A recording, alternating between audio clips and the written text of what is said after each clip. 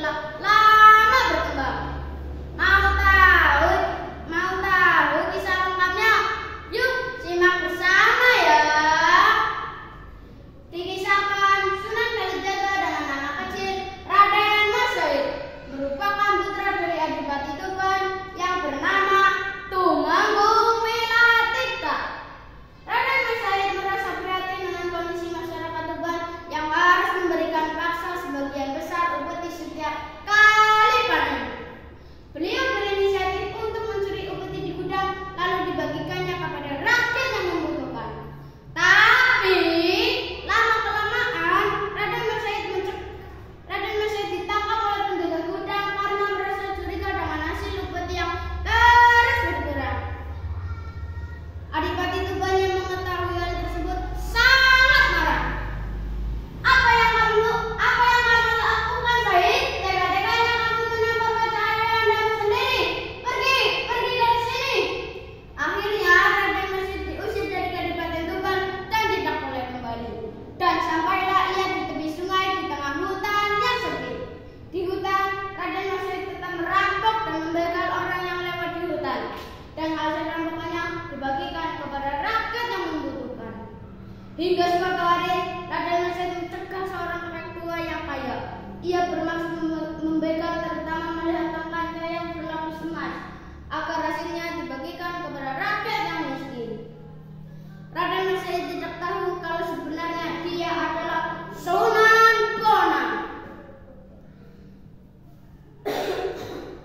Untuk apa Kisanak ambil tongkat itu? Untuk saya bagikan kepada rakyat miskin yang membutuhkan. Kisanak sungguh memiliki hati yang mulia. Innamal a'malu binniyat. Sesungguhnya segala perbuatan itu tergantung pada niatnya. Tapi caranya salah. Ibarat Kisanak mencuci baju kotor dengan air kencing, baju itu akan berdampak kotor bahkan semakin bau. Bersedekah itu baik, tapi caranya juga harus baik. Bersedekah dengan cara yang haram, meski Allah tidak akan ridho. Apa yang kamu yakini baik dari cara ini? Berbuat baik untuk rakyat jelata. Baiklah, ambil emas ini lalu bagikan kepada rakyat yang membutuhkan. Setelah diambil, emas itu tiba-tiba berubah lagi menjadi batu.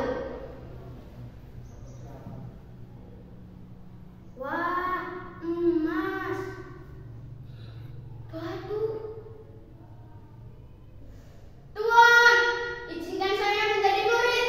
Saya ingin berguru, memperdalam ilmu dan keimanan saya. Di dalam tubuh manusia ada segumpal daging. Apabila daging itu bagus, maka bagus seluruh tubuh manusianya. Namun apabila daging itu buruk, maka buruk pula manusianya.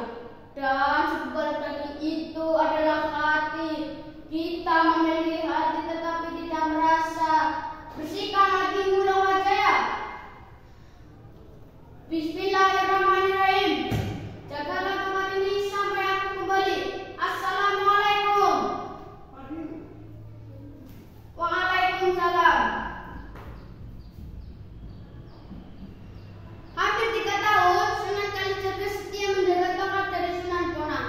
Akhirnya setelah Sunan Bonang kembali dan mengajak Raden Mas Said ke pondok untuk memperdalam ilmu agama.